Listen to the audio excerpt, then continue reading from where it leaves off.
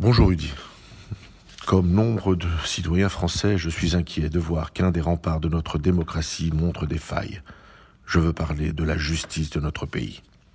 Depuis quelques mois, voire quelques années, ce pilier protecteur se fissure et montre des signes de faiblesse qui nous mettent tous en danger face aux menaces et agressions que subit notre pays. Il semble désarmé et incapable de réagir et de s'adapter aux nombreux et nouveaux ennemis. J'en veux pour exemple les 2 récentes décisions prises dans les 2 affaires qui ont été jugées ces derniers jours. Le procès devant la cour d'assises des mineurs de Paris, qui ont agressé et brûlé avec des cocktails Molotov des policiers à Viry-Châtillon en 2016. Sur 16 prévenus, 8 ont été acquittés et seulement 5 condamnés à des peines de prison de 6 à 18 ans de prison. Le second exemple est évidemment la décision de la Cour de cassation dans l'affaire Sarah Halimi.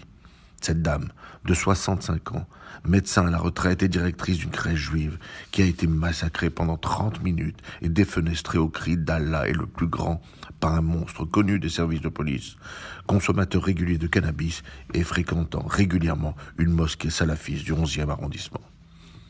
Cette affaire prouve, s'il le faut encore, l'irresponsabilité d'une juge d'instruction qui a décidé d'exonérer le criminel de son crime en l'offrant l'alibi de la bouffée délirante. Cette juge d'instruction, ayant tout fait afin d'imposer sa vérité dans une affaire que tous, dès les premiers jours, s'accordaient à qualifier de meurtre antisémite. Cette parodie de justice s'est imposée. Et 4 années après avoir été assassinée, Sarah Halimi n'a pas le droit à un procès. Les erreurs d'appréciation par les policiers présents le jour du crime, les manquements dans l'instruction, les expertises et contre-expertises se contredisant n'ont pas suffi à présenter le criminel devant une cour d'assises qui, elle, aurait jugé au nom du peuple français.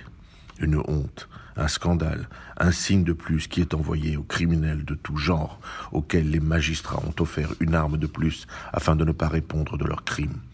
Ces 2 exemples de faiblesse de la justice montrent l'urgence de faire évoluer une loi qui aujourd'hui risque de préserver plus les coupables que les victimes. Le président Macron a osé hier réclamer que les choses changent, mais entre-temps, les policiers brûlés porteront à jamais dans leur chair la marque de leur agression.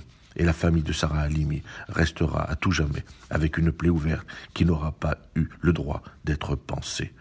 Je vous invite tous à venir dimanche 25 avril à 14h par Vie des droits de l'homme afin d'exprimer notre effroi citoyen face à une justice qui flanche.